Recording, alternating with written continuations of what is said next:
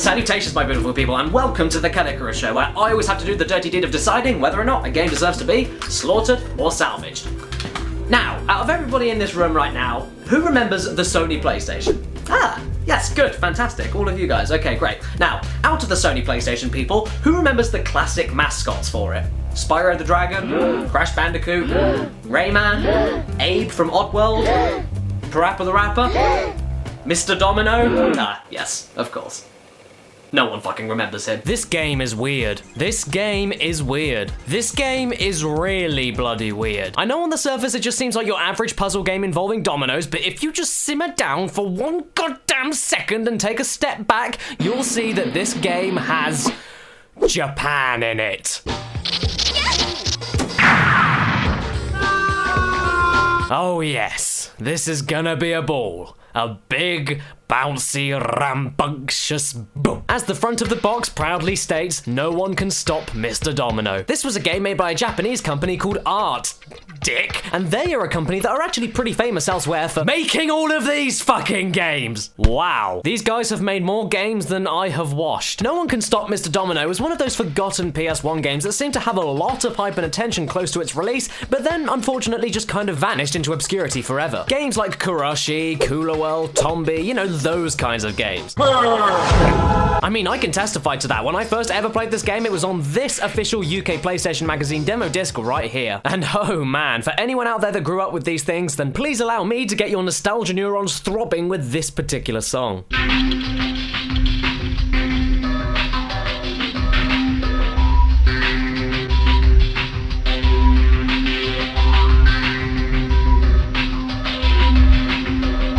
The demo of Mr. Domino countless times as a kid, but I never actually got anywhere with it and I never beat it. I just remember it being a confusing and frustrating, well, mess. With walking dominoes. This is really stupid, isn't it? But now that I'm a fully grown and rather hairy adult, I think it's about time that I retried this forgotten gem for old time's sake and give it a second chance. So, Mr. Domino, let's see what effect you leave on me. Domino effect. It's a domino! Now here's a pretty exciting cutscene. It's one of those Japanese game cutscenes like in Klonoa that explains absolutely nothing whatsoever and just shows you a load of flashing pictures in order to get you interested. And I actually think that it's worth mentioning that. Anyway, we start up the game and we are immediately given the chance to pick between two anthropomorphic dominoes. Did I really just say that out loud? And, I think I'll go with Mr. Domino, purely because, well, the box says that no one can stop Mr. Domino, so if I pick him, I'll be unstoppable and he should make everything really fucking easy. The game lied to me. Holy shit, I'm serious. No one can stop Mr. Domino. More like everything can stop Mr. Domino. This game is a barrel of lies. Okay, wait. What am I doing? Why can't I stop? Why do I need to hurry up? Hurry up what? Where's the time limit? I see no time limit. Game, I'm starting to have enough of your shit. Oh, game over. Okay, before I slag this game off, I'm actually gonna find out what it is you have to do. And, funnily enough, the only way to learn how this game works is by reading the manual. Yeah, there's no tutorial or in-game hints, difficulty settings, or pretty much anything within the game to help you out here. This is one of those few extremely obscure puzzle games that literally tells you to press start and figure everything out. I mean, with stuff like Tetris, it's pretty fucking obvious what you do. You've only got two buttons and you move around and it's pretty easy because you just press buttons and then it makes all sense. But then look at all this crud on the screen here. I can't work this out. Kind of a dick move there. Japan. And not only are the how to play aspects completely void from this puzzle game, but also pretty much anything else. This is a raw kind of game. Just like the lack of explanation to what you're doing, there's no stage select, one action button, 5 lives before the game is over. I mean, it may sound extremely simple, but then the second you hit that start button, this game makes you its bitch. In more ways than one. When it wants to, this can be a hard game.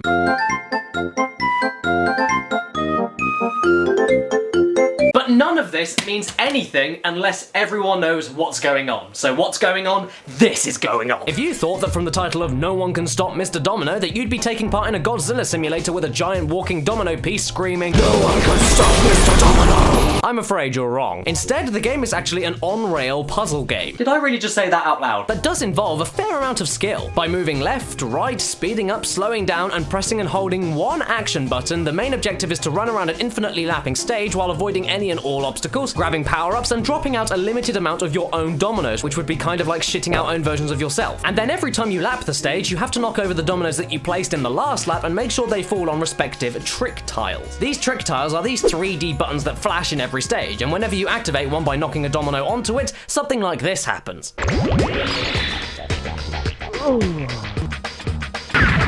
Or this.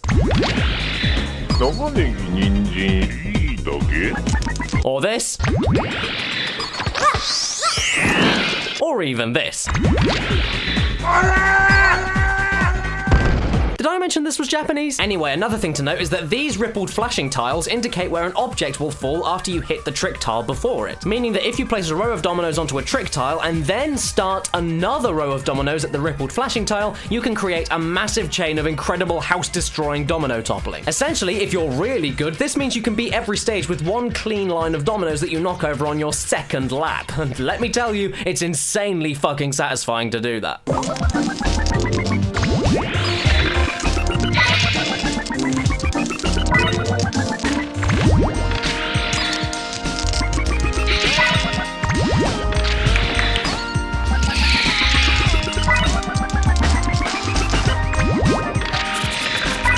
But no more satisfaction for you. Yeah, are those normal, regular dominoes just far too stale for you? Yeah, is this boring to you? Because if it is, then this game was made for you. Also, it means you're a c***.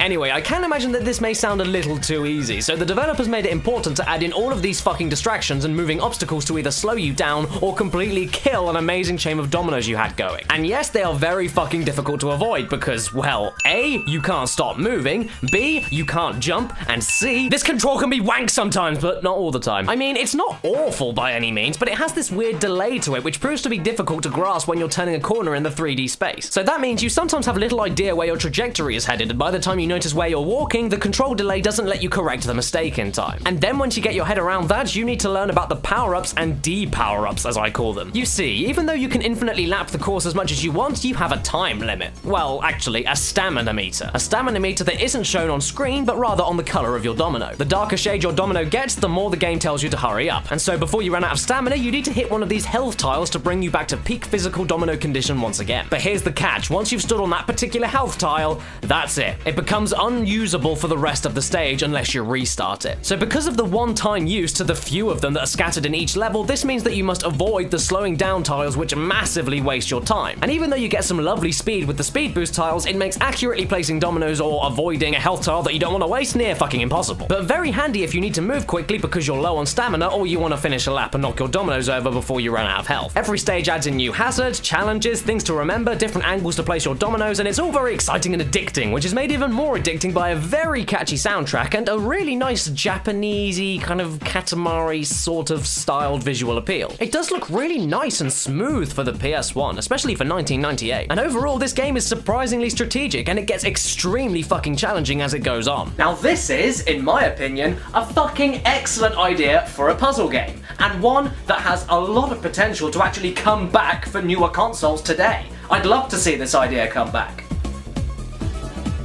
But then we get the fucking restart tiles. Now, I mentioned earlier that despite only needing to avoid certain tiles and obstacles, making sure your domino doesn't run out of breath, and pressing or holding an action button to place the dominoes, this game gets fucking unforgiving. You will die a lot, I can guarantee it, especially if you've never played through a new stage. But alas, as I just said, this brings me on to the restart tiles. These bastards are sprinkled all over the levels and are probably one of the most annoying and cheap additions to difficulty I have ever seen in a video game. So get this, whenever you hit one of these tiles, everything resets. Okay, neat! Sounds like an easy escape out of a bad run, right? But it isn't. Instead, whenever you hit this, your placed dominoes are taken away and all of the trick tiles you hit are reset. But your current stamina and the health tiles you stood on do not reset. Also, unlike the health tiles, the restart tiles never run out of power at all. Fuck. If you were close to finishing a stage and then hit this bastard here, you might as well use one of your 5 resets in the pause menu and save yourself a continue, because there is no way you can hit all of the trick tiles and beat the stage on your last stretch of health. It's actually impossible. And when it is this easy to hit the reset tiles, it's no surprise how frustrating it is. Oh, fuck! It's also fun when you run into an obstacle because you can't do anything until your domino has finished spinning, meaning this happens a lot.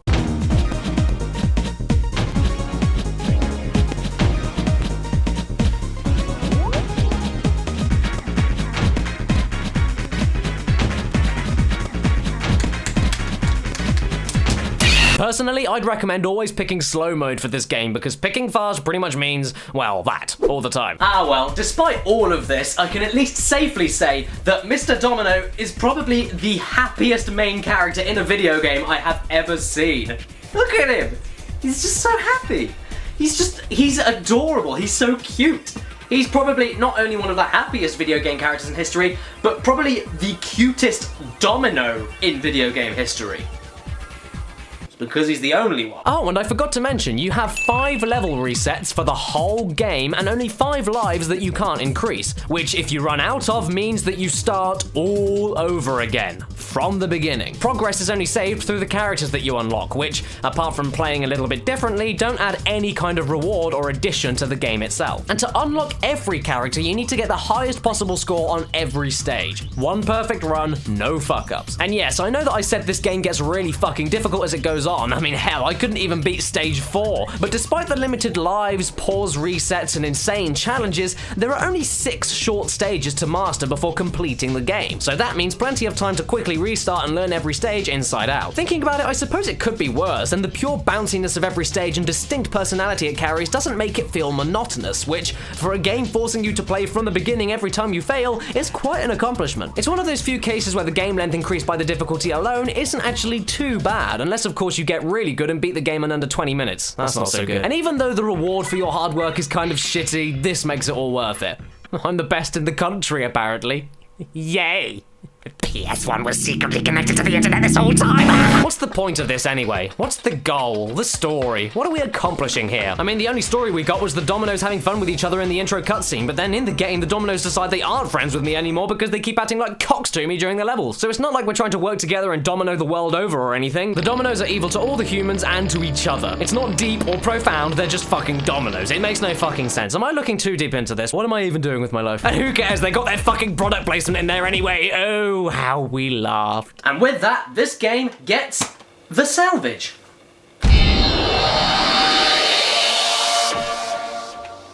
Yeah, it may be really short and there's not much reward and it can be occasionally really fucking cheap, but you know what? I can't deny the addictiveness, the charm, and the originality that this game brings to the table, not to mention its challenge. Personally, I vote on this game needing some sort of comeback or a reboot or anything like that, but until that ever happens, if it does, I would say that if you find this game at a reasonable price, pick it up. I'd say it was pretty much worth it. I mean, it's not the best game I've ever played in my life, but it's not a bad game either. And I wouldn't say that it was an average kind of game, that it needed the slavage.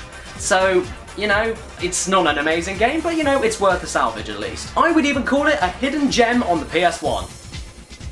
Okay, well, that's a bit of a stretch. Maybe not a hidden gem, but a hidden £5 note in the back of the sofa.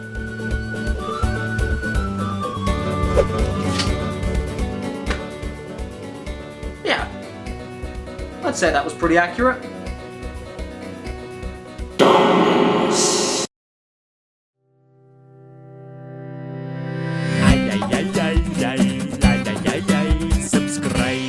Hello there everybody, and thanks so much for watching my stupid video on No One Can Stop Mr. Domino. I hope you enjoyed it, and if you did enjoy it, then please consider leaving me a little like and maybe subscribing, because I upload stupid stuff like this on a weekly basis every single Sunday. You can have a look in the description right now for all of my social medias, Facebook, Twitter, Twitch, all of that stuff, and all the other exciting things in there. I've got to give a huge thank you to the top donators on Patreon, and I'm going to give you all a massive shout out right now. So thank you so much to Harry Gaynor, Philip Larson, David Coffey, Ivan Strand, James Newman, Greg Black, Abdullah Almana, Nick Marchenko, Darkest Side of Me 101, he's a YouTuber, so go and have a look at him, Benjamin Peasley, Jason Norris, The Retro Gamer HD, another YouTuber, please go and have a look at his stuff, Delmar Mullins, Kylie McKinnon, Mohammed Al-Sali, Yayan Tuffrey Jones, Alan Angert, Tony Pierce, Albert Rodriguez, Emily Higginbotham, another YouTuber called Nova Gaming PC, and he makes some great stuff, so have a look at him, Ahmed Al-Mutawa, and Andrew Hernandez. I am so sorry for any mispronunciations in that. I'm terrible at this stuff. I'm so sorry. But I really do have to thank all of you from the bottom of my heart, because your support for me on Patreon has been incredibly insane, and I can't thank you enough. And anyway, where was I? If it's your birthday or watching this video, then happy frickin' birthday to you, and please remember to stay beautiful. Until next week, I'll see you later.